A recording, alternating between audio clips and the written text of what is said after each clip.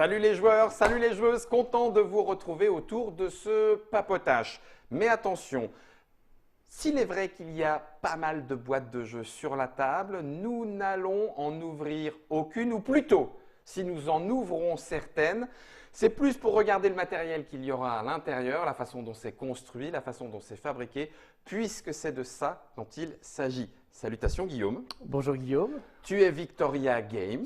Oui. Et Victoria Games, c'est aussi un fabricant de jeux de société. Un jeune fabricant, certes, mais les cartons, les cartes, les emballages, la façon de faire, la protection, tout ça vient de tes machines. Oui. C'est comme ça qu'on peut le dire? Oui.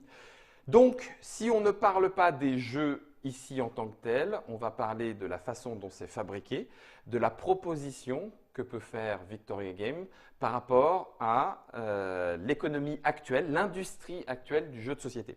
C'est ça? Ce qu'on en comprend en tous les cas. En tout cas, ce qu'on essaie d'en... Oui, bah, tu as raison. Voilà, on va le faire avec la plus grande humilité possible. Nous n'allons peut-être pas tout couvrir, nous n'allons peut-être pas donner toutes les clés de compréhension, mais en tout cas de la façon et de l'expérience que tu peux en avoir. Victoria Games, ça a toujours été un fabricant? Absolument pas. D'accord. Au démarrage, donc j'ai créé cette société parce que j'étais amoureux des jeux de figurines. Et donc on a commencé avec War Machine.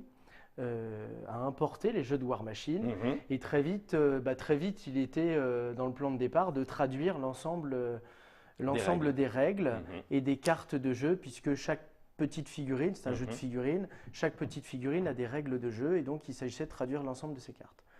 On a travaillé pendant 2 ou 3 ans essentiellement et exclusivement que là-dessus. Oui. Et donc, Privateur Press, hein? Sur Privateur Press, exactement. Et très très vite, on a rencontré de gros problèmes industriels sur la fabrication des cartes, sur la fabrication des livres, puisqu'il y avait des minimums d'engagement, que dans la profession ils appellent MOQ. C'est vrai? Et MOQ. Voilà, c'est ça. On C'est peut dire le le minimum MOQ? de commande. Voilà, c'est ça. Le minimum de commande. Voilà. En anglais? Ouais, minimum. Minimum of command? Non, pas commande. Of quantity. Quantity. Ok, let's go. I understand. Ok, le MOQ. Et donc il y avait une disproportion entre ce que certains éditeurs voudraient en minimum de commande et ce que le fabricant, l'industrie, dit pour que moi je te le fasse, il te faut au moins ça. Ok, ouais, c'est exactement ça. Okay. Tout en sachant qu'on a cumulé un deuxième problème qui était la multiplication des références. Puisque lorsqu'on avait besoin de fabriquer des cartes, il fallait qu'on fabrique un grand nombre de références différentes. C'était 500, 1000, 2000 cartes différentes, puisqu'on traduisait évidemment tout en même temps. Et ensuite, au fil de l'eau, il fallait qu'on reproduise quelques cartes au fur et à mesure, toujours avec de grandes quantités. Alors pour être clair, ça veut dire qu'on n'était pas dans un standard où on fabriquait un jeu de 54 cartes et puis… 54 fois les mêmes, 54. répéter. Ou bien même 1, 2, 3, 4 comme les jeux de rami, de poker traditionnels. Ouais. Et donc au départ, c'était assez obscur pour moi puisque je ne comprenais pas pourquoi on me vendait ou des multiples de 54 cartes ou bien qu'on me demandait toujours par 2000 cartes. Donc, au départ, on a fait comme tout le monde, c'est-à-dire qu'on s'est adapté à tout ça. Et très vite, c'est devenu très complexe pour nous parce qu'il y avait énormément de cartes différentes. Et en plus, Privateur Press changeait régulièrement ses règles de jeu, ce qui nous forçait non seulement à changer nos traductions, c'est-à-dire l'ensemble de nos fichiers, et ensuite, évidemment, seulement les cartes concernées par les changements. Donc, on a eu d'abord une problématique au niveau des cartes. Donc, au départ, on a fait comme tout le monde. On a payé une fortune et très, très cher. On est resté globalement en France et en Europe. Mais aller chercher chez le Chinois, sur le marché chinois, les fabricants chinois nous imposaient d'autres problématiques qui étaient le temps. Où on courait le temps de livraison. On courait après les fichiers pour ensuite faire un travail de traduction, puis ensuite un travail d'impression. En bref, on était obligé de travailler sur des réseaux très courts. Et ensuite, on est arrivé… dans le même moment, sur le même besoin de livres. Chez Mantic. Alors, chez Mantic, chez Privateur Press, c'était évidemment le même problème. La capacité à imprimer des livres avec des prix acceptables pour payer le traducteur, payer l'infographiste, le mettre en distribution, puisque aujourd'hui le porter en distribution veut dire distribuer évidemment des profits à tout le monde. Quand tu parles de la multiplicité des produits, des profils, pardon, c'est exactement ça. Oui. C'est que quand tu en as comme ça, et puis tous ceux qui jouent avec des jeux de figurines ou des jeux de cartes à collectionner, ben on le sait, voilà, c'est Ici, c'est rapide. 500 profils différents chez War Machine, chez Privateur Press. C'était Ouais. environ 2000. Ouais. Ça veut dire que C'est une vraie quantité. aujourd'hui, ouais, c'est un vrai métier de tenter de suivre ses bases. Et c'est tellement difficile que Privateur Press a abandonné Ouais. et a tout gardé en numérique. Donc ils ont abandonné le papier. Pour nous, évidemment, c'est une terrible erreur, mais ça, c'est un autre choix. Un autre, C'est un autre, un autre choix. voilà, c'est un choix éditorial. Et, En tous les cas, on est arrivé donc sur le domaine de la fabrication Ouais. comme ça, en se disant voilà, moi j'ai été visiter des petits imprimeurs, des gros imprimeurs en France, pas en France, et donc j'arrivais sur ce problème de les prix ne sont pas convenables. Je me suis interrogé sur le coût du papier pour essayer de comprendre les écarts. Je comprenais encore moins puisque du papier coûtait pas très cher et derrière la transformation nous emmenait à des prix prenez une multiplication 50, énorme. 100, des chiffres qui sont qui À ne cause de s'expliquent la pas. quantité.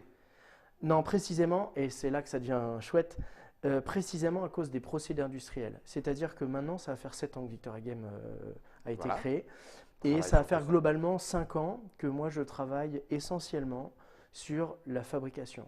C'est-à-dire que depuis le départ, alors parce qu'on est localisateur, éditeur si on veut, mais surtout je pense localisateur, Ouais.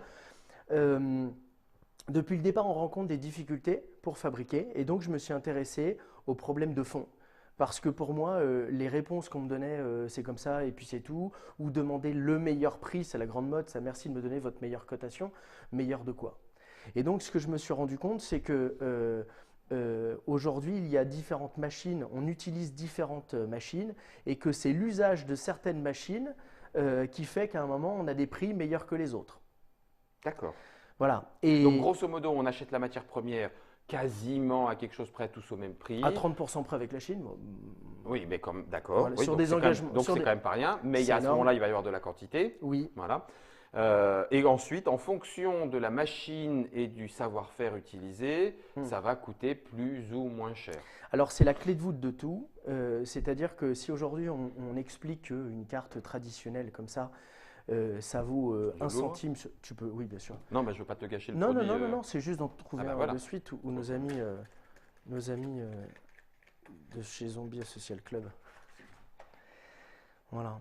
Donc là, ici, on a une carte en linen. Ce qui est intéressant Linen, là-dessus, parce que un petit peu tchac, parce tchac, que, tchac, parce tchac. que l'effet est tramé. Engauffré. Ah, l'effet. Alors, on appelle ça embossé. Ouais, D'accord. on appelle ça embossé et en l'occurrence, c'est un intérieur qui est noir. Donc là, c'est du papier, ce qu'on appelle laminé à l'intérieur. D'accord. C'est le fameux Black Center pour les acheteurs. Ok. Donc, tout ça pour dire qu'en dehors de la qualité du papier, ce qui est très intéressant, c'est qu'une carte comme ça, ça vaut entre 0,5 et 0,6 centimes 0,5 ou 0,6 0,6 centimes. centimes. La carte. la carte. Ok. Lorsqu'on achète sur un produit, un Uno acheté sur des quantités de millions d'exemplaires. Et pour autant, lorsque moi, je vais vous parler de mon expérience, je l'achetais en qualité de petit distributeur français, j'ai acheté ça à 8 centimes la carte. 8 centimes. 8 centimes la carte. Ça veut dire qu'on a des coefficients, on a de presque 10, 20. Alors, attends. Là, moi, ça y est, tu m'as perdu, je suis pas Oui. clair. Pourquoi le gap? Le gap, il est parce que toi, tu demandes une quantité trop petite? Pas que. Aujourd'hui, pour imprimer la carte, Ouais. on va essayer de faire ça de manière le plus simplement. Vas-y, plus parce que simple du sinon, monde. ma tête part. Aujourd'hui, on imprime avec ce qu'on appelle des imprimantes, des presses offset. Oui. C'est depuis la nuit des temps la machine Espèce de gros truc avec des les- rotatifs, tu mets de la couleur dedans. Tu mets de la couleur dedans et donc on va avoir un système de tampons, une plaque qui va poser les 4 couleurs les 3 couleurs qui vont former l'image. Ok. Aujourd'hui, lorsqu'on utilise ces grosses machines sont d'une très très grande qualité, d'une très très grande capacité de production, c'est-à-dire très très rapide. C'est une machine qui va produire à 10 000, à 15 000, à 20 000 feuilles à l'heure. Donc, ça a une capacité, une cadence diabolique. Donc, mais par contre, du grosse quantité. Une grosse quantité.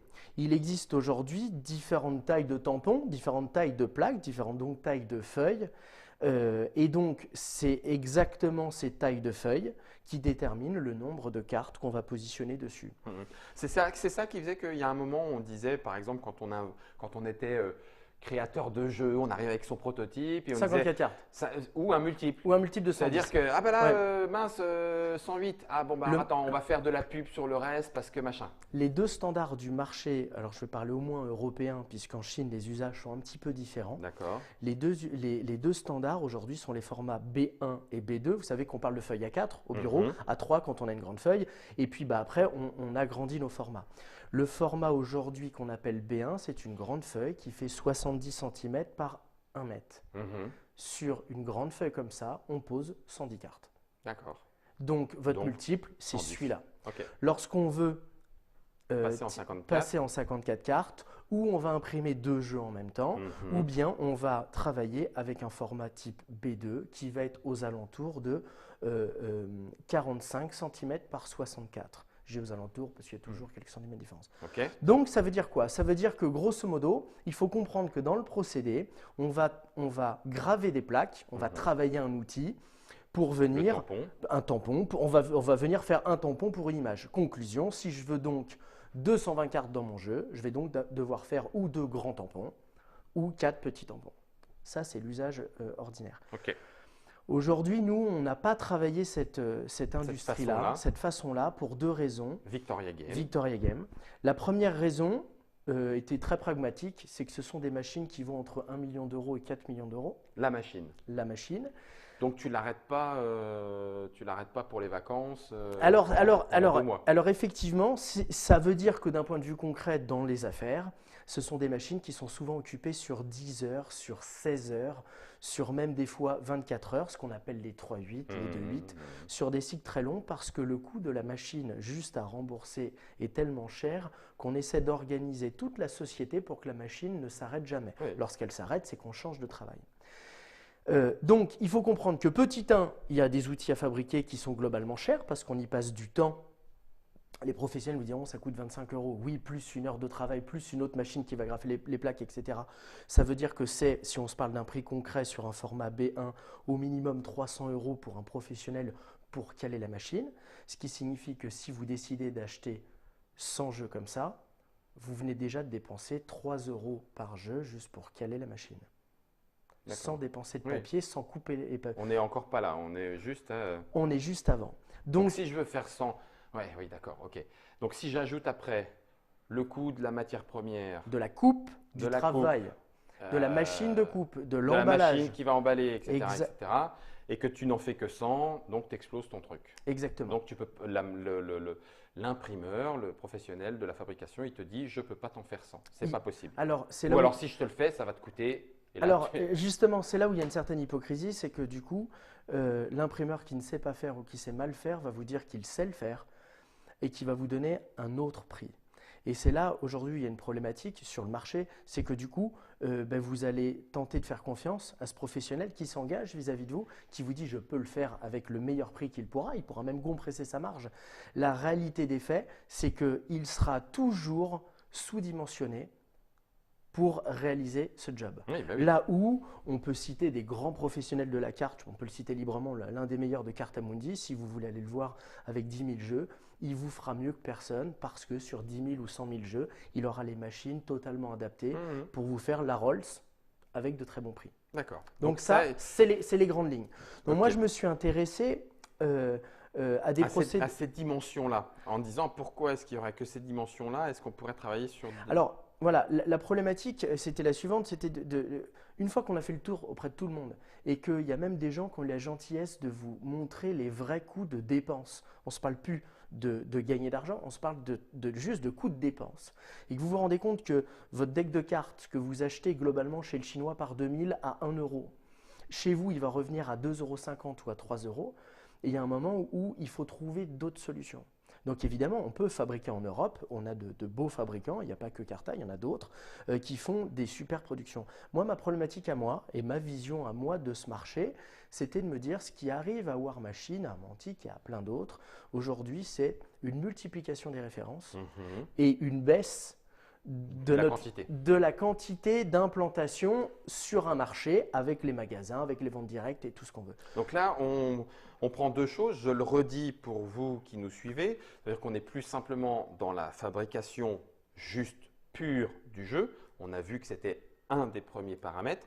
On est aussi dans la façon dont le marché du jeu de société s'est développé et évolue, qui fait qu'il y a beaucoup de références, il n'y a pas beaucoup de temps d'exposition pour chacune de ces références et que face au risque, entre guillemets, que le jeu ne trouve pas son public, eh ben, je n'ai pas envie de me retrouver avec 5000 boîtes dans mon garage, mais j'aimerais en faire un petit peu moins aussi. Alors on arrive tout de suite, on arrive sur le deuxième point qui me semble être la clé de voûte de tout ce projet. On a mis, nous, 4 ans pour porter cette réflexion.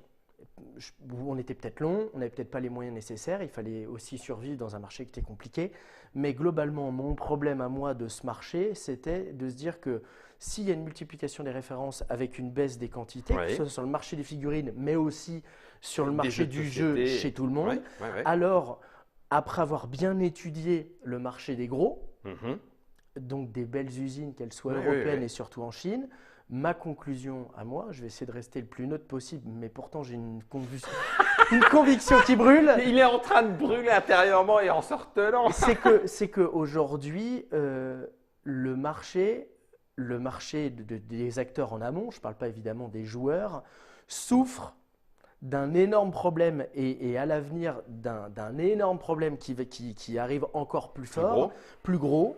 C'est que les lignes de production, il n'y a pas assez d'usines. Pour dire les choses simplement, il n'y a pas assez d'usines. Il n'en est qu'on n'a qu'à demander quelques devis aux usines européennes, aux usines chinoises. On a des délais longs et invraisemblables malgré le fait que tout le monde veut prendre des affaires et c'est bien normal.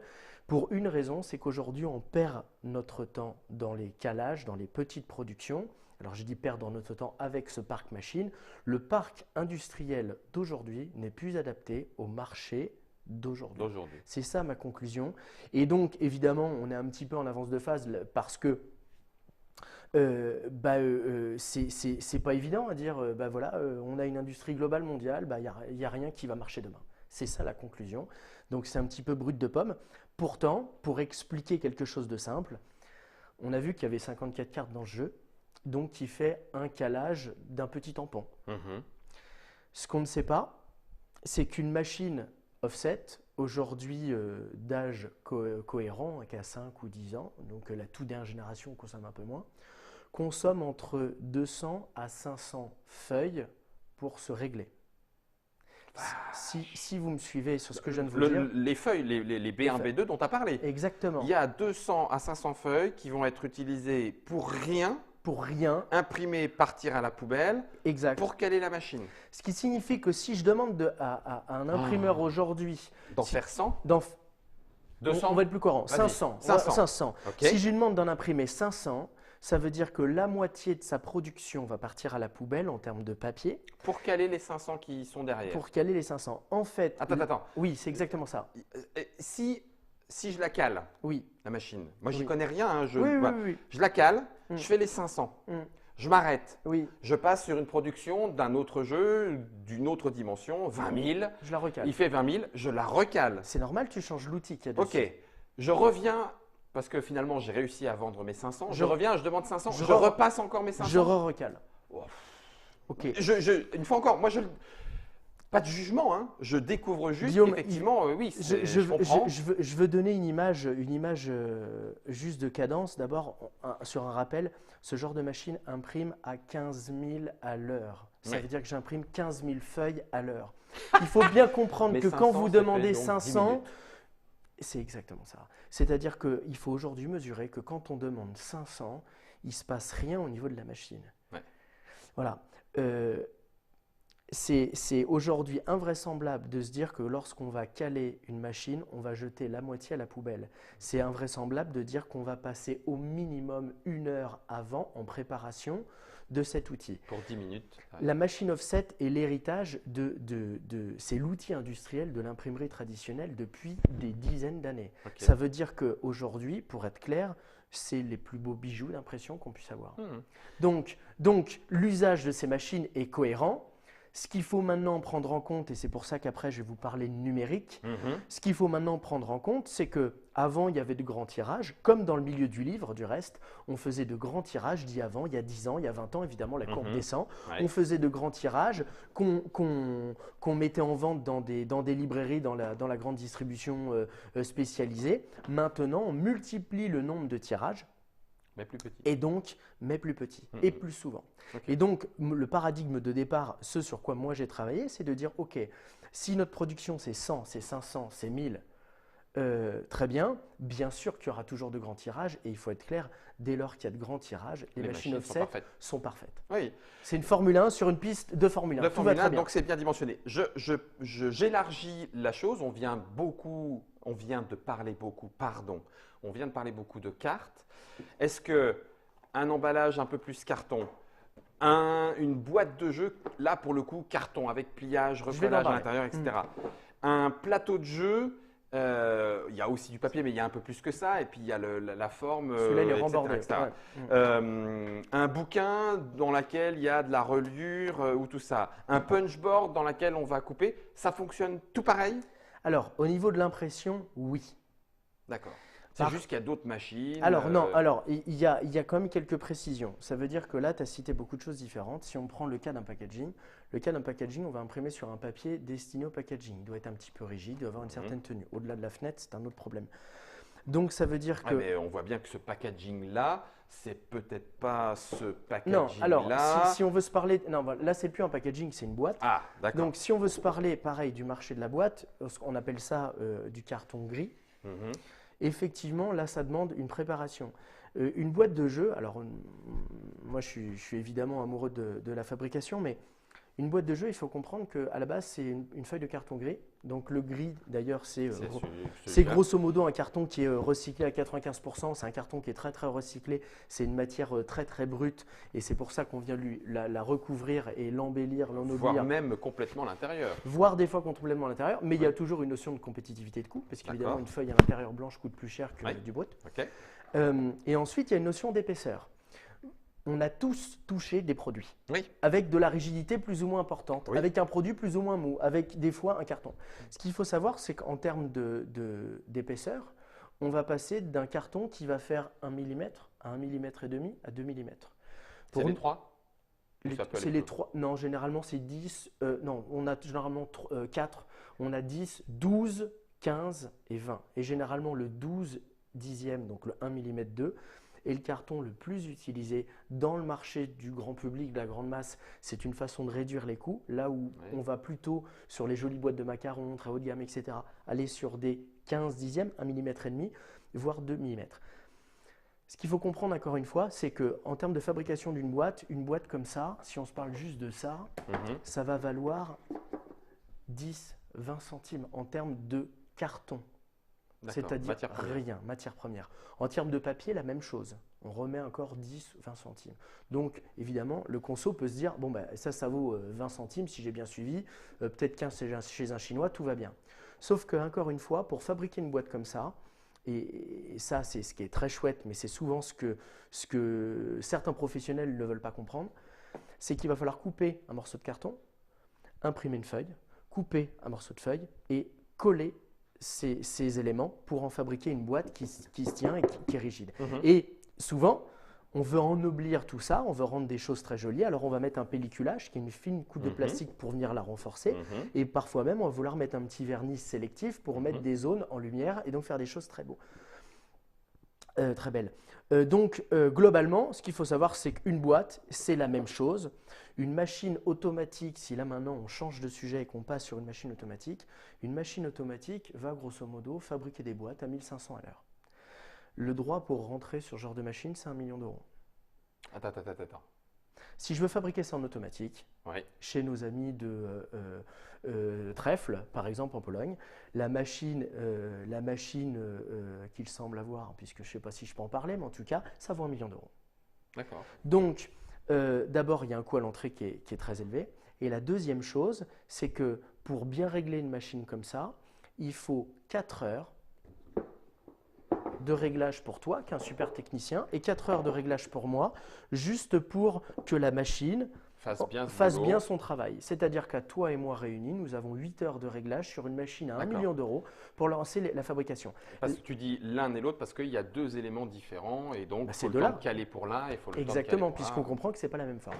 Donc, ce qui est très important, c'est de comprendre qu'il y a un droit à l'entrée qui est très cher. Il y a aujourd'hui des gens qualifiés sur une machine qui est très chère, donc évidemment, on ne met pas n'importe quel opérateur sur une machine comme ça. Ouais. Et qu'en préambule, on a bien sûr dû imprimer, découper les feuilles et découper les feuilles de carton.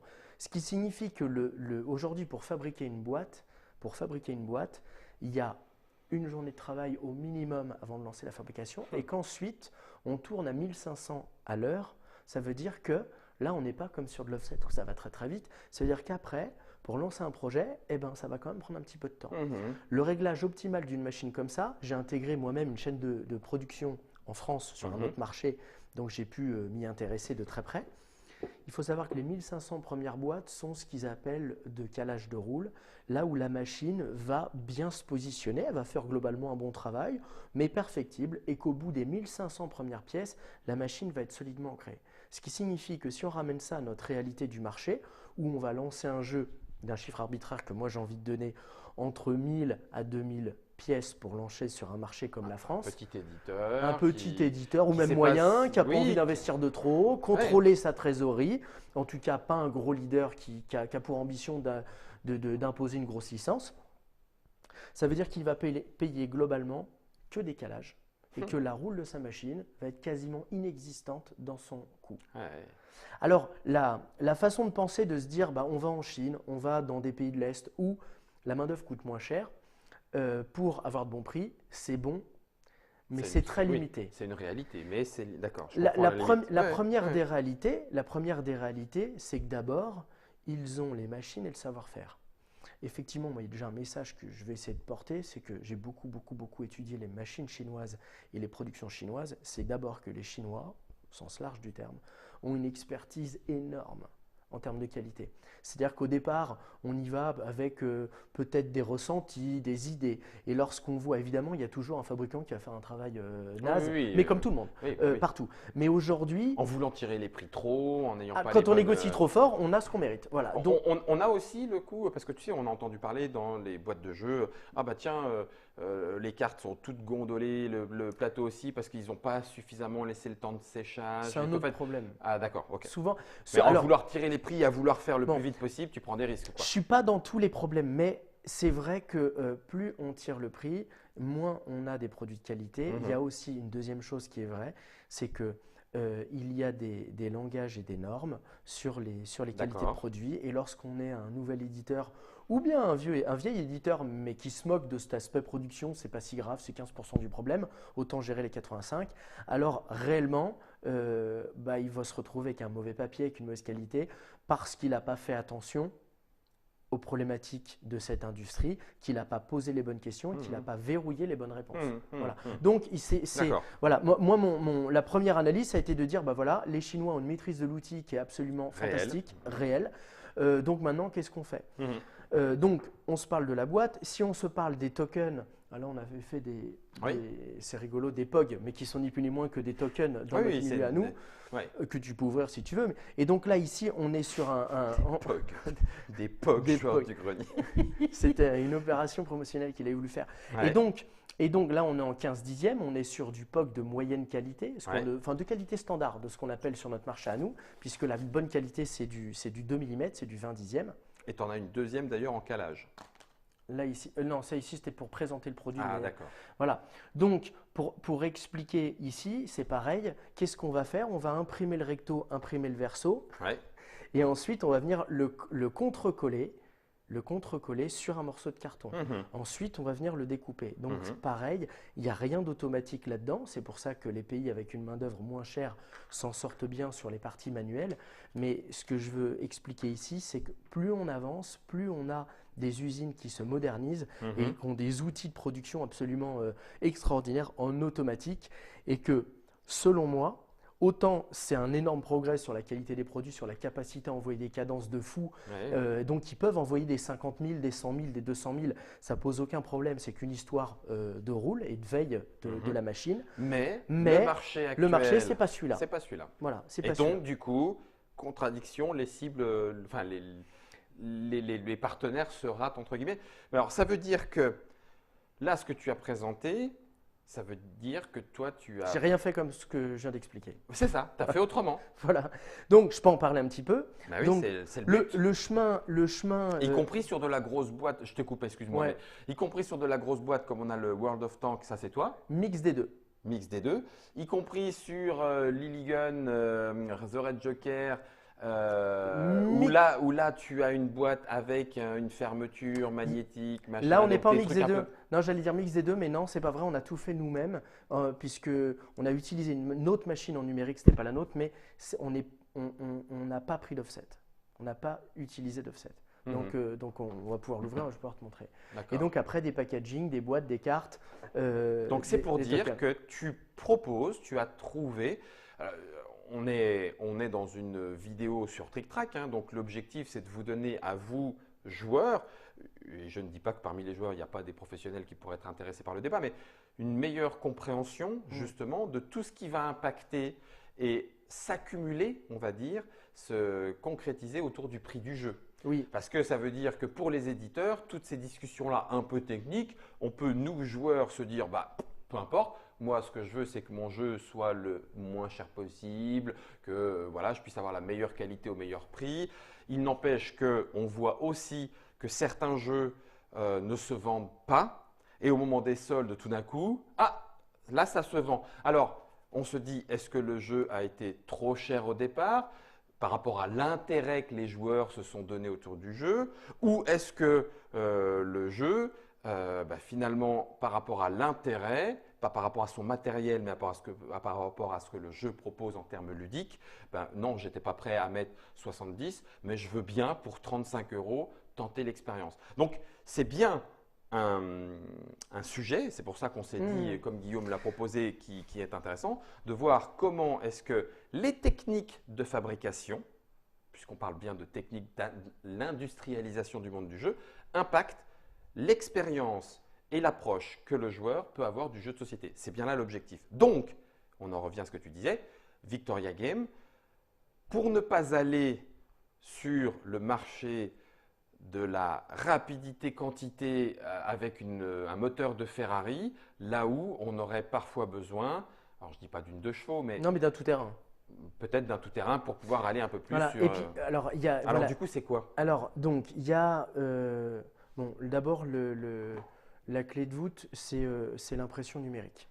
Ok. Sans donner de grands secrets industriels, Ouais. d'abord, c'est d'expliquer que les gros copieurs Xerox, tu sais, qu'on a dans nos bureaux aujourd'hui, ont évolué. Je dis Xerox, c'est toutes les marques Oui, imaginables. on en prend plein parce qu'il faudra en citer 3. Voilà. Et donc, aujourd'hui, l'impression numérique permet d'imprimer une feuille Ouais. pour une feuille. Ça veut dire qu'on n'est plus obligé de dépenser 200 à 500 impressions plus un cadre pour imprimer, Je vais la passer là, Germain. mais qu'on peut imprimer une feuille pour une feuille, c'est-à-dire qu'aujourd'hui, à l'extrême, je sais imprimer un jeu de cartes, un seul et unique, sans être dans l'obligation de dépenser des sommes folles. D'accord. Ouais. Par contre, ça veut dire que tu ne peux pas faire les 15 000 jeux de cartes à l'heure dont on Alors, parlait tout à 15 l'heure. 000 non, mais par contre, si on se parle donc d'abord de taille, Mhm. ce qu'il faut comprendre, c'est que, puisqu'effectivement, on parle effectivement aux joueurs et on parle, je pense, aussi aux éditeurs, c'est d'expliquer que le numérique, d'abord, ce sont des feuilles qui font, si on continue en centimètres par rapport à tout à l'heure, Ouais. des formats en SRA3+, qui sont donc du 33 cm souhait. par 49, 33 cm par 49. Ouais. Ça veut dire que concrètement, on va imprimer entre 18 à 21 cartes Par feuille. par feuille. Mais que nous ne sommes pas forcés de travailler avec, des quantités, des multiples de 18, laisse élément, Ouais. avec des multiples de 18 ou de 21. C'est le numérique nous permet d'imprimer le nombre de cartes que l'on veut imprimer. Mhm. Voilà.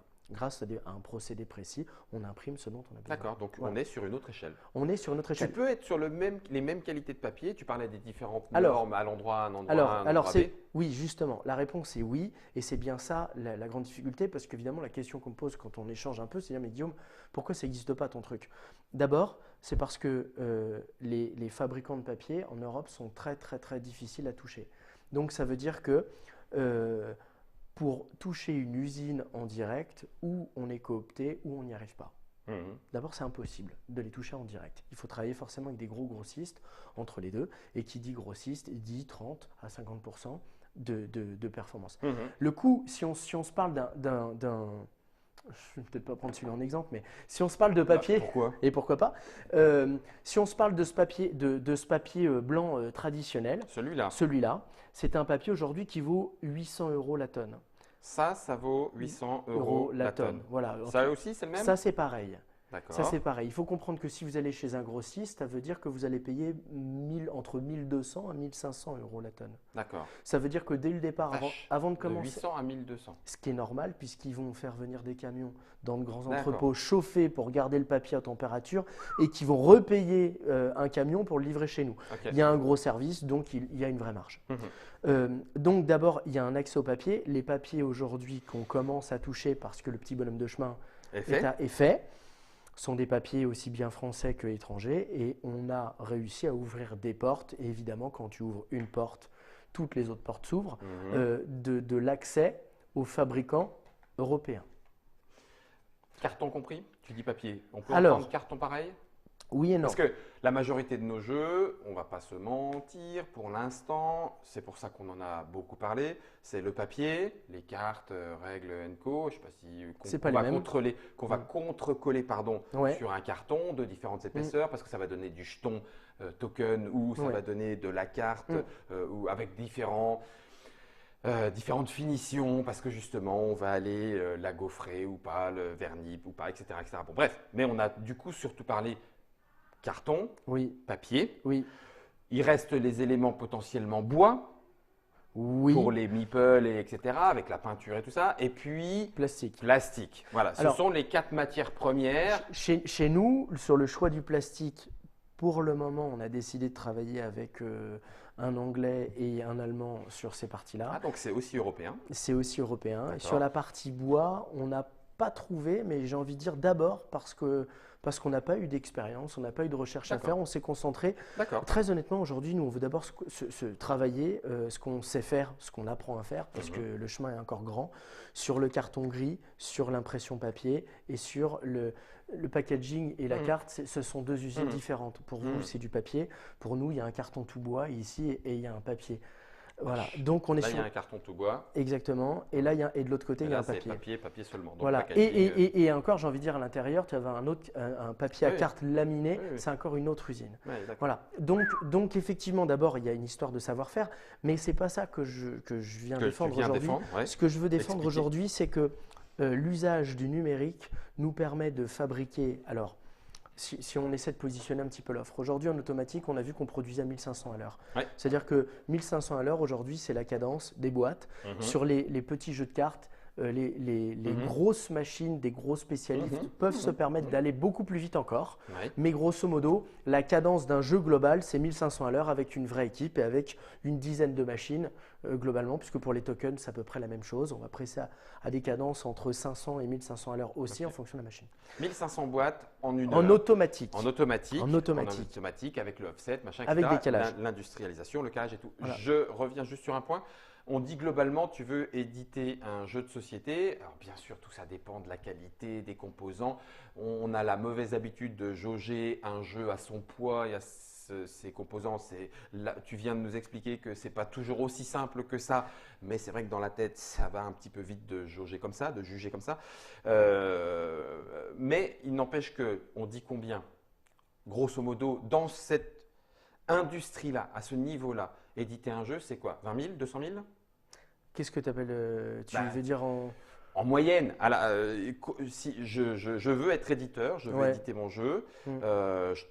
je contacte donc pas toi, Mm. mais l'industrie classique, on va dire, technique offset, machin, moteur de Ferrari à Calais et tout ça.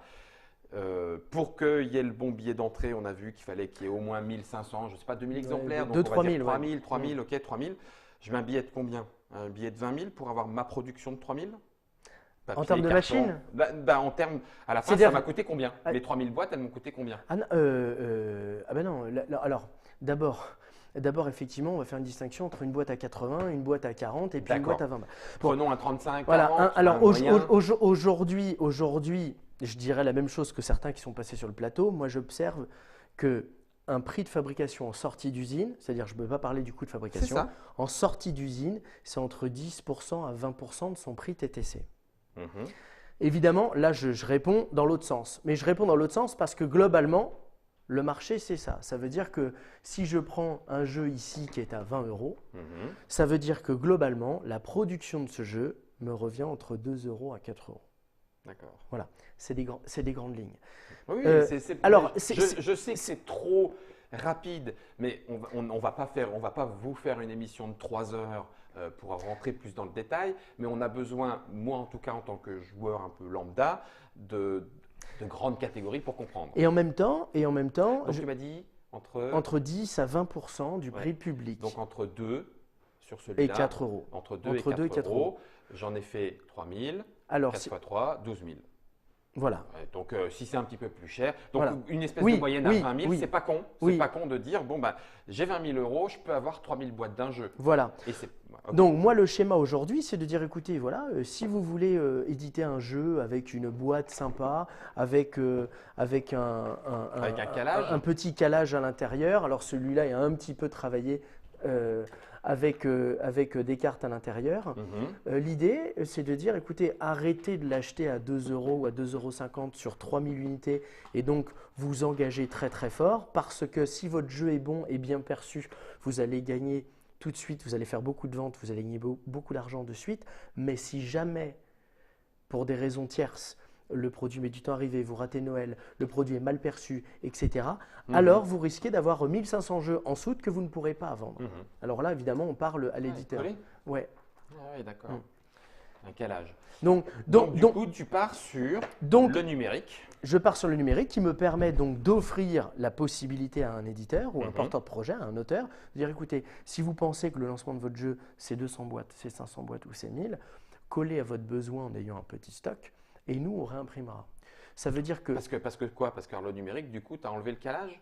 Il n'y a plus besoin de ce temps. Parce que globalement, j'ai les besoin de temps de calage, 2 heures d'un professionnel qui met en place le truc, la machine qui bouge et il lui faut un petit peu de temps pour se mettre bien sur ses bases. En numérique, tu n'as pas besoin de ça. Alors, en numérique, tout à l'heure, j'ai parlé de l'automatique. Je veux parler maintenant des deux systèmes. D'abord, on a bien développé le manuel pur. Ça veut dire que le manuel pur… Mais ça veut dire que là… Ça veut dire qu'on fabrique une boîte complètement à la main. Oui, mais alors du coup, ton prix de…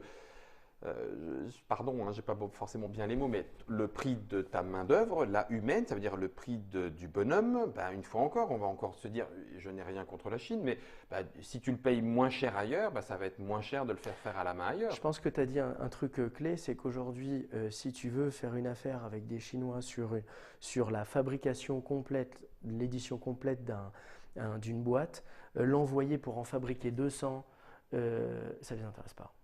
Donc simplement ils disent non. Et puis surtout qu'il y a combien de milliers de kilomètres. Ensuite il y a beaucoup de temps et ensuite si tu remets tout le temps de calage porté sur 100 boîtes, il y a un moment où même quelqu'un qui porte une main d'œuvre moins chère, ça devient trop cher. Ouais, voilà. Okay. Donc l'idée c'est de se dire que la fabrication à la main, ça veut dire qu'on va faire grosso modo entre 50 à 100 boîtes à l'heure. 50 à 100 boîtes à l'heure et qualité, donc à qualité comparable. Celle-là. Donc à qualité comparable, on connaît nos forces et on connaît nos points à travailler. Les faiblesses, on les connaît. On sait que pour les corriger, il faut d'autres machines. Ouais. Donc il n'y a aucune faiblesse gratuite, c'est de l'industrie. Okay. Par contre, là, on investit lourdement sur cette fin d'année pour aller sur du semi-automatique. Et le semi-automatique… En restant dans le numérique, on est d'accord. On reste dans le numérique. Il y aura toujours Ça, de votre ADN que vous développez. exactement. En fait, l'idée pour moi, c'est pas d'aller là où il y a des gens Oui, mille fois qui est meilleurs que nous. compétent. Et D'accord. surtout, je crois que la portée de ce marché va vers de la petite et de la moyenne série. Ça ne veut pas dire qu'on ne sait pas tirer 5000 exemplaires parce qu'on sait le faire, on l'a fait plusieurs fois. Ça veut dire qu'on va venir muscler le jeu lorsqu'on va nous demander de le faire et que certaines fois, on aura un intérêt à ne pas le faire parce que ici, on va manger tout l'espace, l'oxygène disponible, toute la marge commerciale qui pourrait exister sur un gros projet, là où d'autres vont s'exprimer, vont très bien travailler. Sur le semi-automatique, on va travailler à 500 à l'heure. C'est ça ici que je veux porter comme projet. Ça veut dire que… Donc on est passé de tout à l'heure, alors recommence pour le papier. 1500 et plus. Ah, le papier, c'est 15 000. 15 000. Donc on est passé du papier 15 000 à l'heure. Carton avec la boîte en mettant tout, on est à 1500. 1500 à la main, on redescend à l'autre extrême. À 50 à l'extrême. 50. Et là, on remonte avec un semi-automatique à 500. À 500 à l'heure. À 500 à l'heure. On ouvre quand même beaucoup la gamme. La gamme des possibles devient beaucoup plus variée. Alors, exactement. Et ce qui devient intéressant, si on reprend notre pauvre mamie Tartine, qu'on violente aujourd'hui, ça veut dire que si en Chine, on se dit qu'on peut en acheter 2000 à 2 euros, ça veut dire que moi, demain, je vais aussi être capable d'en vendre 500 sous 1 ou 2 semaines. Alors, évidemment, ça dépend du planning de production, évidemment, mais sous 1 ou 2 semaines à 3,50 euros. D'accord. Donc, en fait, c'est plus cher, mais tu as moins immobilisé de trésorerie parce que tu en as fait moins, tu as pris moins de…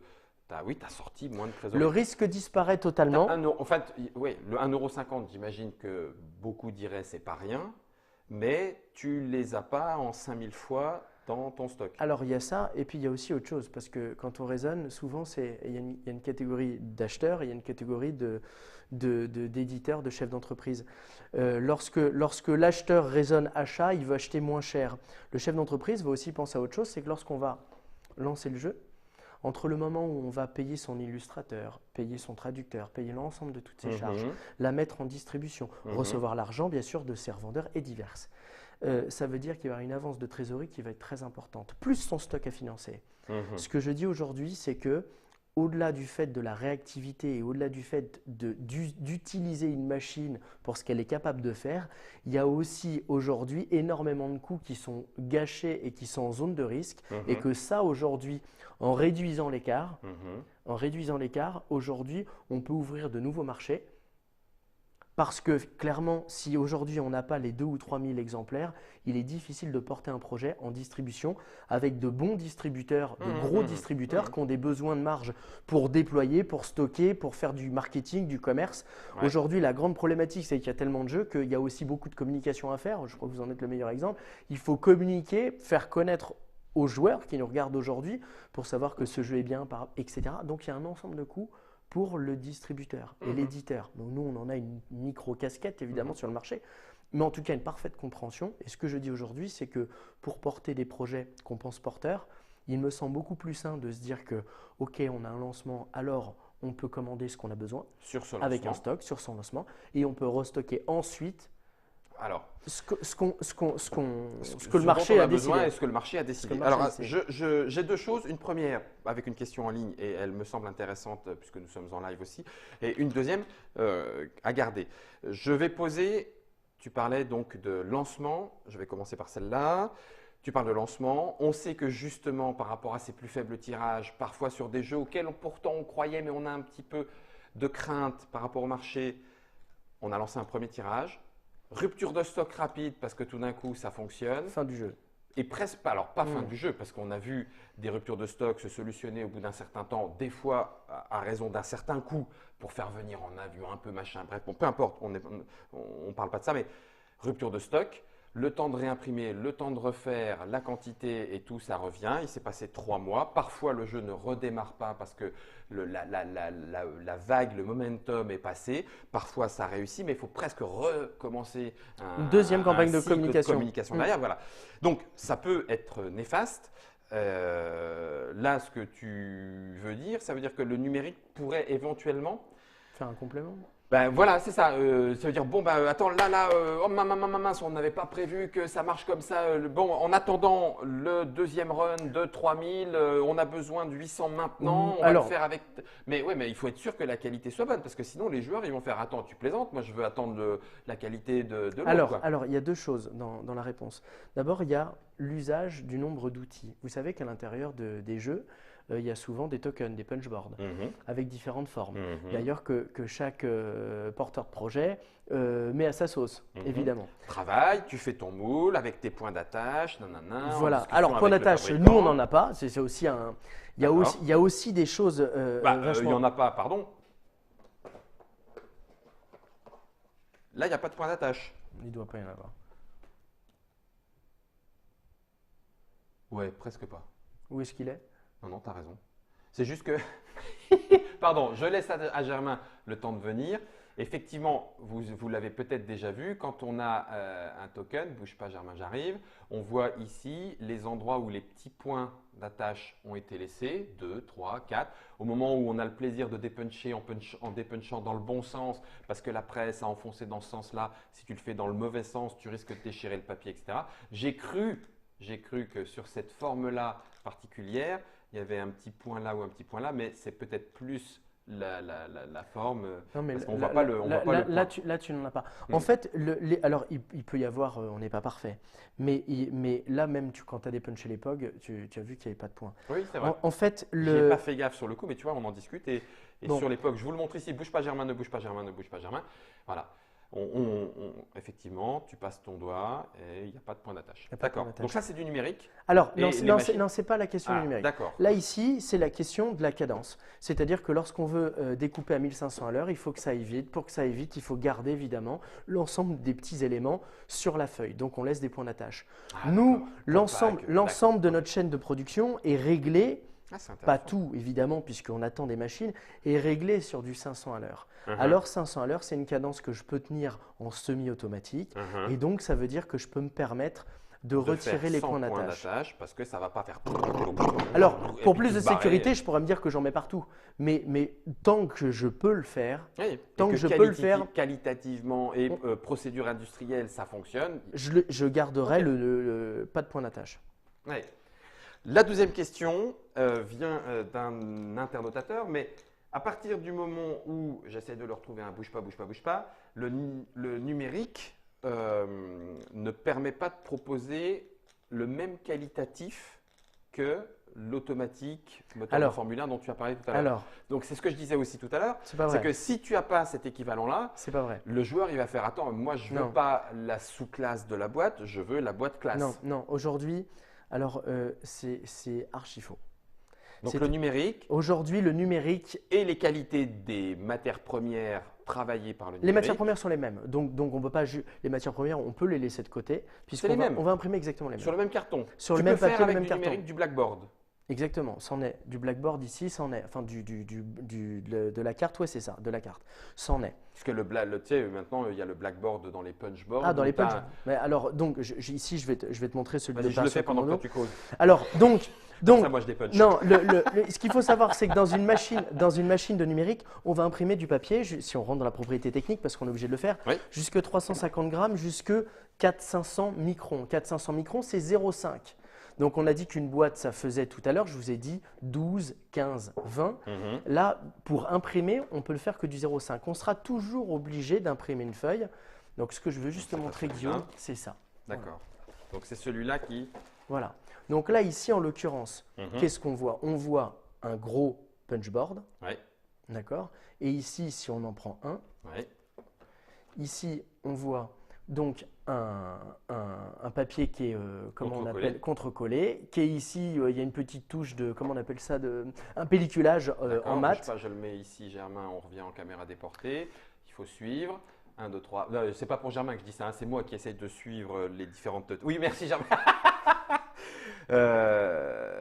Donc du coup, là, c'est un combien de millimètres? Là, c'est 2 millimètres. Donc pour revenir à la question de l'internaute, le numérique aujourd'hui, il n'y a plus de différence. Il n'y a plus de différence sur la qualité d'impression. Là où il peut y avoir encore des différences, c'est sur ce qu'on peut mettre dans la machine, parce que c'est vrai que dans l'offset, on peut mettre des feuilles plus grandes, des feuilles beaucoup plus épaisses, et qu'il y a aussi une chose on va prendre l'exemple des cartes Magic qui sont sûrement les plus répandues sur le marché. Techniquement, la machine offset permet d'avoir les petites bandes noires, tu sais, que tu as sur les côtés, parfaites en recto et en verso. Chez nous, on appelle ça la registration. C'est la Rolls-Royce, la Ferrari de la carte, si tu veux, ou les cartes Pokémon qu'on peut citer, où tu verras que les cartes sont parfaites. Donc en numérique, aujourd'hui, il y a encore des efforts à faire du point de vue de la précision de la carte. Maintenant, sur beaucoup d'éléments de jeu, qui n'ont pas cette nécessité. Ça n'a aucune nécessité, mais en termes aujourd'hui de qualité d'impression, c'est exactement la même chose. Maintenant, après, Guillaume, la vraie question, c'est avec quelle machine ? Avec quelle machine on veut choisir. Donc, il y a des machines numériques entrée de gamme et haut de gamme. Et donc, j'invite nos internautes qui s'interrogent à ça, c'est la même chose. Tu peux travailler aussi avec des machines Une machine numériques. De dernière génération numérique, aujourd'hui, tout ce que je viens de dire sur les bandes noires, c'est archi faux, puisqu'ils ont des scanners ultra compétitifs qui permettent de scanner l'entrée de la feuille, la sortie de la feuille et d'avoir un produit de très grande qualité. Enfin, au dixième de millimètre. Non, mais quand je dis au millimètre, dans ma tête, c'est ça. Tu as parlé tout à l'heure des coûts des machines, en disant, investissement de base, bing boom, et donc conséquences sur répercussions, c'est ce que je voulais dire, sur le coût et le temps, et donc sur les quantités que je peux me permettre d'accepter parce que il faut que je rentabilise ma machine. En numérique, les coûts de machine, tu as dit tout à l'heure entre 1, 2, 3 millions et tout, les numériques, machines qualitatives entre 100 000 et 900 000. Ça te fait un ticket d'entrée qui n'est pas du tout le même. Le ticket d'entrée aujourd'hui pour rentrer sur ce marché, c'est 500 000 euros. En dessous de 500 000 euros, on n'est pas capable de produire des choses. Après, à 1 million d'euros, évidemment, on a beaucoup plus de choses. Et évidemment, nous, le chemin qu'on prend, c'est grandir step by step, puisque avoir toutes les machines… Pas. Espèce d'anglais. Et de grandir pas à pas, mais en tous les cas, oui, on peut avoir…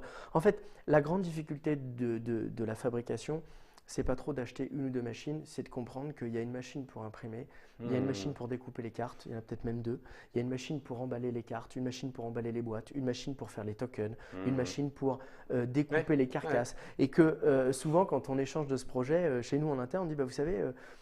pour avoir aujourd'hui une belle usine, il faut avoir entre 10 à 20 machines juste pour prendre un projet. Plus le savoir-faire sur des expertises qui bougent parce qu'évidemment, des fois, il y a des loupés. Donc, évidemment, on répare, mais il y a des loupés. Il y a un apprentissage. Tout à l'heure, j'ai parlé de la Chine le plus humblement du monde parce que quand on s'y intéresse avec un autre regard, tu sais qu'on se met de l'autre côté, on se dit mais ils sont diaboliquement forts. Sauf quand des fois il y a eu des petits loupés, évidemment, mais ils réparent.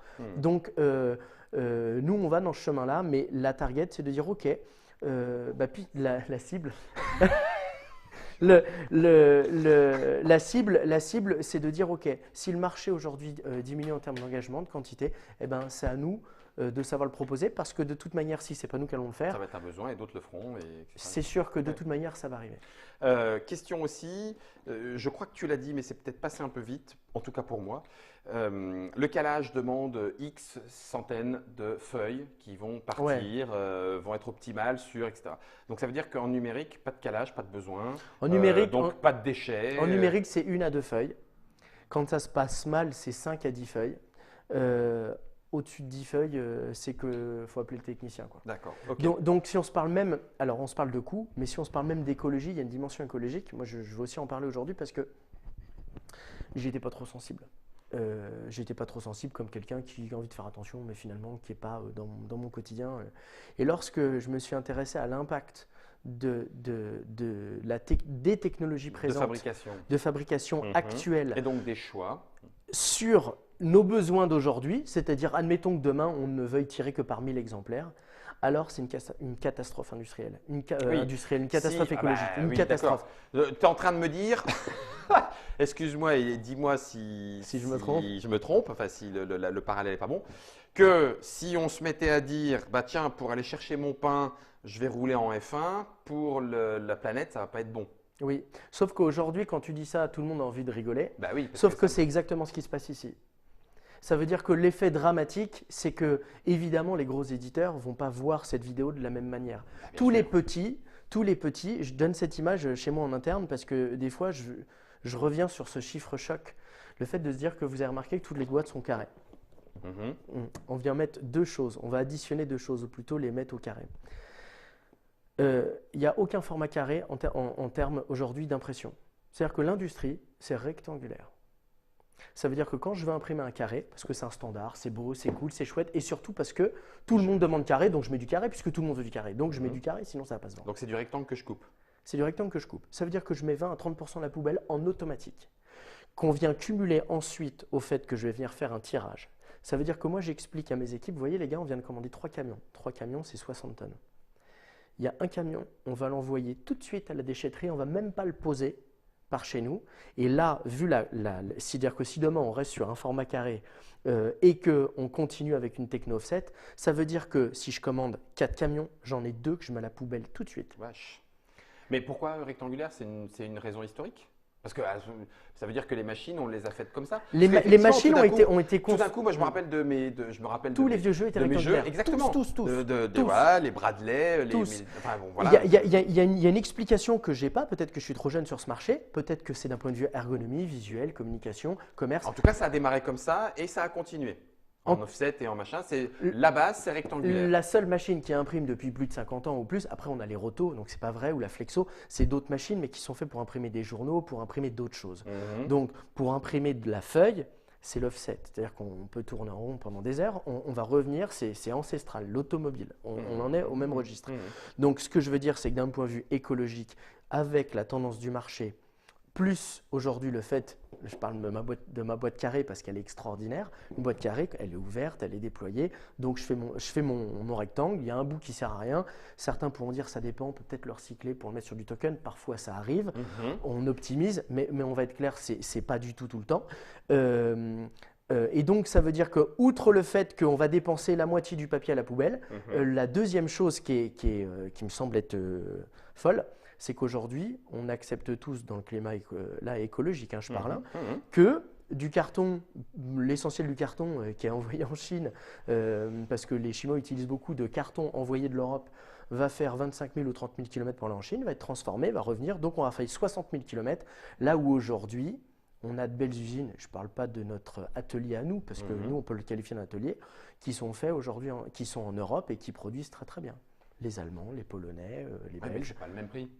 Bah, pas tant que ça, un tout petit écart. Par contre, la dimension écologique, c'est 60 000 km avec du fuel de bateau. Et de l'autre côté, c'est 500 ou 1000 km avec du pétrole de camion. Alors, chacun y met l'intensité du débat, sauf que par contre, tout à l'heure, je t'ai dit de manière un petit peu provocante, nous, on n'était pas sensibles. Maintenant qu'on l'a vu, on mesure l'intensité du truc. C'est-à-dire que ce n'est pas une petite différence. Ok, puisque tu parles de ça, et je pense qu'on approche, enfin tu me diras si on a oublié des choses, Guillaume, mais il me semble qu'on approche du coup du bout, c'est qu'on vient de parler de plus faible quantité parce qu'il y a beaucoup de références. On est nickel par rapport aux jeux de société. Nous sommes là actuellement en octobre 2019, nous préparons Essen qui nous annonce, une fois encore, il faut savoir raison garder, quels sont les chiffres et pourquoi, qui est-ce qui a été compté dans ces nouveautés, mais on annonce entre 1500 et 1700 nouveaux jeux qui seront présentés lors du Spieltag, salon du Spiel à Essen, 1500, 1700. Et on a déjà entendu des chiffres même encore plus grands que ça. Bref, on ne sait pas comment compter et qui compte et pourquoi, peu importe. Le marché est vaste, beaucoup de références. Des quantités d'implantation, donc la première mise en boutique, qui deviennent de plus en plus faibles. On descend en dessous des 1000, parfois pour certains jeux en implantation boutique. Le 500, à l'époque, c'était débile. Maintenant, ça ne l'est plus. Non, ça ne l'est plus. Pardon, je ne veux pas généraliser l'expérience, mais j'ai connu des implantations à 2000 boîtes en implantation boutique. Donc, sur ton tirage de 5000, effectivement, ça ne voulait pas dire la même chose en implanter 2000 qu'en implanter 500. On est bien d'accord. Donc, au milieu de tout ça, tu arrives la bouche en cœur, malgré tout, et avec tout le respect que je te dois, Guillaume, en nous disant, ben, moi, je vais pouvoir en faire encore plus de ces tout petits tirages. Donc, je vais pouvoir encore plus vous inonder. Bon, ça va coûter un petit peu moins cher à la planète, ça coûte un petit peu plus cher, mais vous maîtrisez un peu mieux votre technologie. Et du coup, j'ai envie de dire, ben, moi, j'aurais pensé plutôt le contraire. J'aurais pensé plutôt à dire, ben non, on va moins imprimer. Alors, globalement, moi, je pense qu'on va moins imprimer. De toute façon, On imprimera moins. même avec tes solutions. Ben, surtout. C'est-à-dire qu'aujourd'hui, le discours… Ah oui, d'accord, ça y est. Je te vois arriver en disant, ben, quand ça va s'arrêter, et donc stop. Au lieu éventuellement d'envoyer au pilon 2000 boîtes. C'est toute l'industrie du livre. C'est-à-dire que oui, mais je sais bien. On a un éclaireur qui est parti devant nous, qui fait le marché du monde de la bande dessinée, si on se parle de celui-là, fait on le compare souvent, même si c'est à pas peu près toujours 500 millions d'euros. On a le droit de se dire que c'est à peu près la même chose sur le marché du jeu en France. Oui, c'est les chiffres qui sont… Des chiffres qui… Bon, donc ça veut dire qu'on est très, très cousins, très, très voisins. Aujourd'hui, tu parles des 1500 jeux d'Essen qui arrivent… combien vont être tirés à la rupture? Et donc, moi, aujourd'hui, cette discussion… Non, combien vont arriver à la rupture? Ouais, c'est ça. Combien vont arriver à la rupture? De base, ouais. On a fait des listes l'année dernière pour préparer les Trick Track Télé.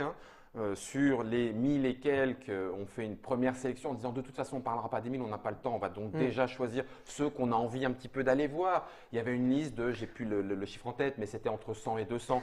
C'était entre 100 et 200. Sur les entre 100 et 200, on en a vu 80, 100 sur place. Et sur les 80-100, 3 mois après, on parlait encore d'une trentaine de ces jeux-là. Donc, on n'est même pas sûr que tous vont aller jusqu'à la rupture. Donc, on n'est pas sûr du tout qu'il y aura un retirage. On n'est pas sûr non plus que les boîtes vont pouvoir être toutes vendues. C'est le cas de le dire. Donc, on sait qu'il y a un gâchis aussi de ce côté-là. Alors, un gâchis et surtout au niveau du porteur du projet, qu'il soit éditeur, auteur, distributeur, il faut mesurer aujourd'hui que où on y va très fort, et ouais, mais des fois, où on se rate. Et alors, tu peux y aller très fort et te rater. Ouais, mais généralement, si on y va très fort, on a une petite assise. Ou alors après, on a un peps de folie. Mais tu étais en train de me dire que tu peux te rater en y étant allé très fort, c'est que tu avais un matelas pour encaisser la perte de ce que tu as cru qui allait marcher et ne marche pas. Moi, ce que je dis aujourd'hui, c'est que la vraie solution que je propose aujourd'hui aux gens qu'on rencontre, c'est de dire… Alors, c'est là où on passe sur l'autre partie, c'est là où on passe sur l'autre partie. Là, on a présenté des données, tu as donné des chiffres, factuels, d'autres fabricants, je l'espère, viendront ou commenteront en dessous de cette vidéo pour alimenter leurs chiffres, leur vision, zéro souci. Là, on passe dans une autre partie qui est par rapport à tout ça, le pourquoi de votre façon de procéder. Voilà, alors notre façon de procéder est justement de ce marché.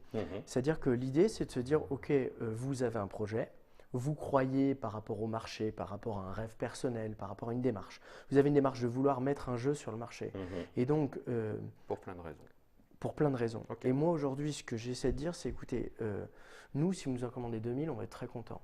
À 3000, on va commencer à un peu avoir peur parce qu'on sait que nos amis, nos concurrents vont commencer à devenir très forts. Mais plus on en vend, plus on est content. Par contre, ce que je veux dire, c'est que ce qui m'intéresse, moi, d'abord, c'est de vendre du petit tirage. D'abord parce que je sais qu'on a un bon positionnement, c'est vrai en termes d'entreprise, mais surtout parce que je sais que si c'est vendu, il va revenir. Et il va revenir chez nous aujourd'hui, peut-être demain qu'il y aura d'autres personnes qui vont faire comme nous, mais d'abord, ensuite, il va revenir. Et que je sais une chose, parce que je suis aussi un gestionnaire d'une petite société, c'est que pour moi, les ressources d'une société, elles doivent être dans la création, dans la vente, dans l'action, dans la dynamique, et pas dans le déstockage et dans la recherche à tout prix de vendre ces jeux, de péter des prix pendant les soldes, etc., de venir parasiter le marché parce qu'on a été obligé d'en acheter beaucoup, qu'on s'est raté sur l'implantation et qu'on finit par mettre à plat des jeux, par détruire les propriétés intellectuelles et pour les auteurs, les éditeurs, etc. Et donc aujourd'hui… Qui amène à un appauvrissement du marché au final. Mais au global, on tire tout vers le bas. Insécurisation, bref. Okay. Et donc on arrive aussi, tout à l'heure on s'est parlé d'implantation, ce chiffre 500 c'est sourire dans la profession, il ne fait plus du tout sourire parce qu'aujourd'hui le réseau de magasins, on travaille avec 200 magasins aujourd'hui, il nous dit franchement Guillaume, à l'époque on prenait des 12 plus 1, à l'époque on prenait des 12 plus 1, maintenant alors on ne prend pas les top salaires, mais maintenant Écoute, on j'ai hésite. 50 jeux à référencer cette semaine. Ouais. Si je t'en prends 2, c'est déjà déjà bien. que c'est cool. C'est déjà cool. Sauf que 2 multiplié par 200, Ça fait 400. ça fait 400. Ouais, c'est Et ça veut dire que là, ça devient d'un coup, ça énonce un petit peu. Donc, ce que je veux dire, c'est que à l'échelle du marché, aujourd'hui, on a vu pareil en distribution. Alors, les joueurs ne le savent peut-être pas. Nous, dans le marché, on le sait évidemment beaucoup plus. Il existe ou de l'achat ferme, la part des distributeurs, ou du dépôt-vente. Et que pour moi, le dépôt-vente, c'est pareil, c'est une très belle solution, mais c'est un espèce d'antidote poison. Parce que antidote, ça permet aux petits auteurs de naître avec 2-3 000 boîtes, donc de proposer une belle solution. Et malheureusement, c'est aussi un côté toxique parce que, évidemment, avec un dépôt-vente, il y a moins d'engagement. Et donc, s'il y a une plus belle tendance à pousser dans le commerce, eh ben, évidemment, on ne va pas se concentrer sur quelque chose qui marche moins bien. Donc, globalement, ce que je veux dire, c'est que produire ce que le marché a besoin, et là, je ne parle pas d'écologie, je parle juste de rationnel. C'est de se dire, OK, on fait un business plan parce qu'à un moment, on est des professionnels, on tente une estimation de marché ambitieuse ou au contraire sauvegarde avec beaucoup de recul. On lance ce tirage et si on sent que le marché est réceptif et que ça prend, alors on peut retirer une deuxième fois, une troisième fois. Et pourquoi pas demain aller vers un top seller et puis tirer très fort et tellement très fort que c'est plus nous. C'est pas ça le fond du problème.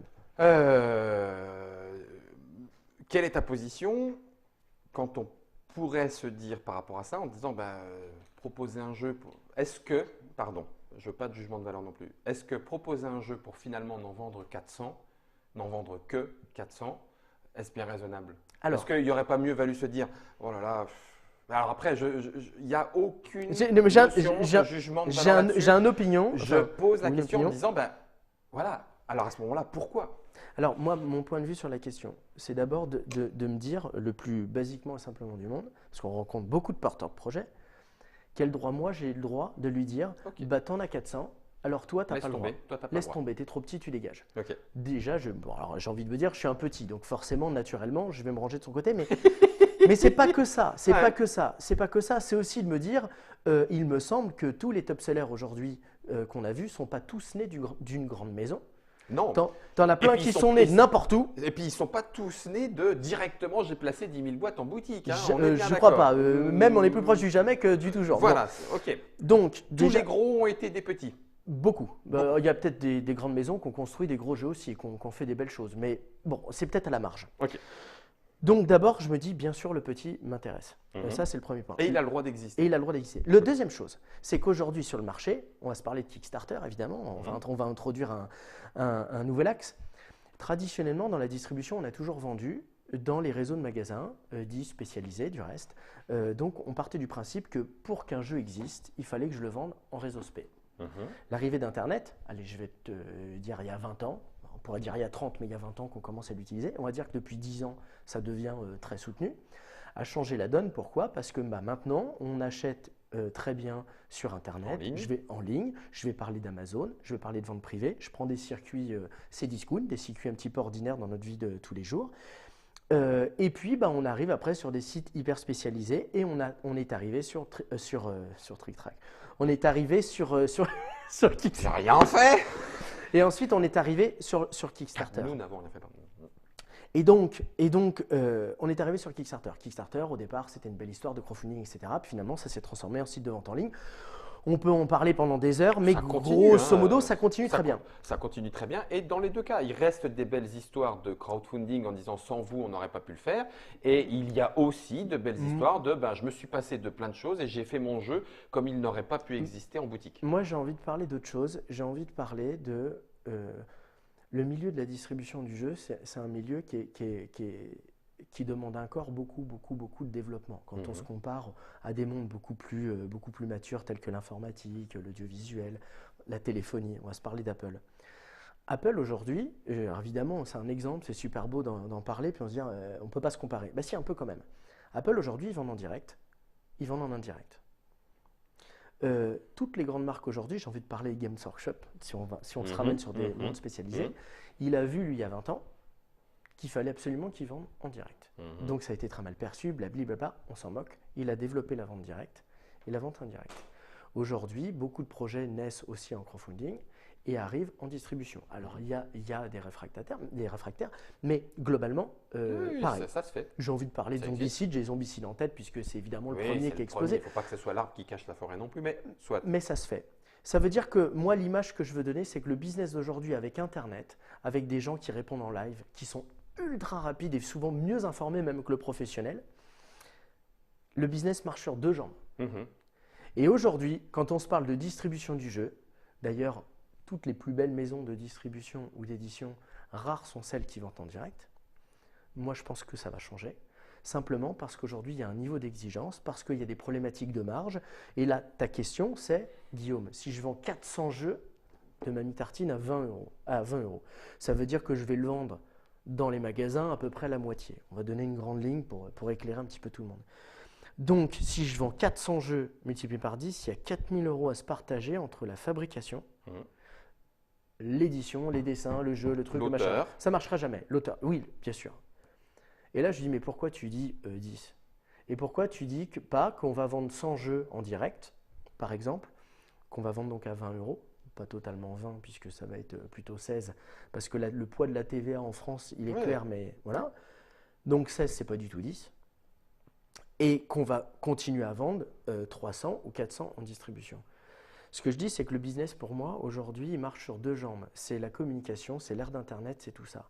À partir du moment où tu arrives à faire de la vente et en direct, aujourd'hui, c'est une observation, ce que je dis, et de la vente en direct et via un réseau de distribution, Donc, alors tu arrives à construire un business sur le long. Ça veut dire que les petits tirages aujourd'hui C'est ça. naissent, et sans nous, ils naissent déjà. Je fais le lien avec notre sujet de discussion aujourd'hui, qui est un changement, une révolution de process de fabrication et un changement d'échelle. C'est ce que Victoria Game, en tout cas, propose, en passant donc par d'autres, manuels, semi-automatiques et le numérique, qui du coup permet d'être un peu plus à la demande pour répondre à plusieurs problématiques, problématiques de marché, problématiques écologiques, etc., etc., etc. Sans rien d'ailleurs, je crois que tu l'as dit, sans rien diaboliser Absolument pas. On a besoin du reste. Voilà, on a besoin du reste. Ça me paraît beaucoup plus clair. Je pose une dernière question puisqu'elle a été posée ici. Les machines dont tu parles et qui sont dans ton parc, c'est qui les fabrique? Ah, c'est une super question. Parce que j'ai perdu 3 ans pour répondre à cette question. Ouais. Toute la partie impression aujourd'hui, ce sont des fabricants ou japonais ou américains. Et donc, ce sont des fabricants, ou même un belge. Donc, ce sont globalement des fabricants qui font venir des pièces et qui finissent d'assembler en Europe. C'est presque un petit peu international, mais c'est japonais, américain ou belge. D'accord. Ça, c'est pour la partie impression. Pour l'essentiel de tous les autres équipements, l'essentiel vient de Chine. Ah ouais. Simplement parce de chez vous, Victoria, ou de chez nous en France? Non, de chez nous, De Victoria semi-automatique. Oui. Ouais. En fait, j'ai perdu 3 ans de mes recherches parce que globalement, l'Allemagne et l'Italie sont des fabricants de machines renommés et ne sont, surtout l'Italie, à vrai dire, en tout cas sur notre marché. Et donc, lorsqu'on arrive sur le monde du jeu, donc sur le domaine automatique, on a vraiment en Europe tout ce qu'il faut. Mais il faut savoir qu'il y a des ratios entre x4 et x10 en termes de prix. C'est-à-dire que si justement on veut rentrer dans la justification des coûts, on s'aperçoit, tout à l'heure je disais d'une manière très naïve et de très loin, tu sais, le prix des machines, ce n'est pas les mêmes en Chine et ici. En fait, on est loin de la vérité. Ça veut dire qu'une machine qui vaut 1 million à 2 millions ici en Europe, elle vaut 300 à 500 000 en Chine. C'est ça la réalité. Et c'est la même, parce qu'ils fabriquent autant de produits avec la même qualité que nous. Donc c'est la même. Aujourd'hui, sur la partie semi-automatique, sur moi, ce que je vais chercher, évidemment, alors j'ai perdu 3 ans, c'est-à-dire que j'ai visité tous ces milieux-là, et il y a un moment, je comprenais pas, puis un jour, j'ai fini en Chine. Et là, en Chine, en fait, tout est clair. Tout est clair parce qu'ils ont un savoir-faire sur tout. Donc eux, ils ont fait le choix de la quantité. Aujourd'hui, clairement, le semi-automatique et le petit ne les intéressent pas pour des raisons évidentes. Ils ont une file d'attente sur du lourd et ils sont équipés en lourd. Donc on ne va jamais aller sur le petit. Et là où nous, on va sur le petit, c'est la réactivité immédiate. Donc c'est mixte en termes de provenance. Ouais. Je crois qu'on a fait un bon tour quand même. Ah, on a dit plein de choses. On a dit plein de choses. Je ne sais pas si tout a été compris, mais… Ça, écoute, moi je suis content parce que la boîte d'opération commando, elle était pleine, on l'a déblisterise. La boîte de Highway to Hell, elle était pleine, on l'a déblisterise. World of Tanks Collector Edition, on l'a même pas encore ouverte. Donc je suis content d'avoir des exemplaires que je vais pouvoir garder à l'officine pour vous montrer quand vous viendrez. Pas du tout pour un usage personnel, ça n'a rien à voir, je déconne Guillaume. C'était Guillaume de Victoria Game, du côté, cette fois, de la fabrication. Je crois qu'on aurait encore pas mal de choses à dire et peut-être même avec d'autres interlocuteurs. Cette table-là serait certainement un poil trop petite et pourtant elle est déjà grande pour accueillir un petit peu tous ceux qui auraient certainement une voix au chapitre parce qu'on pourrait encore parler de la logistique, de la livraison, des frais d'envoi et de la façon de le gérer. Bref, tout ce qui rentre dans, sans trop le savoir ou sans trop le voir, notre quotidien de joueur. Je crois, en tout cas moi personnellement, j'ai pas mal appris. On a d'autres vidéos, hein. On avait reçu aussi par exemple Panda Games, etc. On a croisé Treffle du côté de Cannes. Donc vous avez sur Trick Track des vidéos pour comparer un petit peu les éléments. Il n'est pas dit d'ailleurs que Trick Track ne se rende pas dans une usine de fabrication ici ou là pour aller se rendre compte de comment les choses se font concrètement dans ce qu'on nous autorisera à voir, puisqu'il y a aussi du secret industriel et tout ça. Bref, les choses sont assez complexes, mais moi je suis content de pouvoir avoir à vous montrer ces éléments-là pour comprendre un petit peu mieux comment tout cela fonctionne. Derrière cette phrase trop longue, je n'avais en vrai qu'une chose à dire. Merci Guillaume. Merci Guillaume. Merci Germain pour la réalisation. Et surtout, merci à vous. N'hésitez pas, partagez, commentez. On se croirait sur YouTube, mais ce n'est pas tellement pour un effet de communication, mais plus pour avoir les retours, les ressentis, les expériences à partager. Je trouve que c'est comme ça que le savoir se grandira et se construira du mieux possible. C'était la petite minute philosophique de la fin. Après tout, la philosophie, on en a fait un petit peu quand même au final, hein. Merci à tous.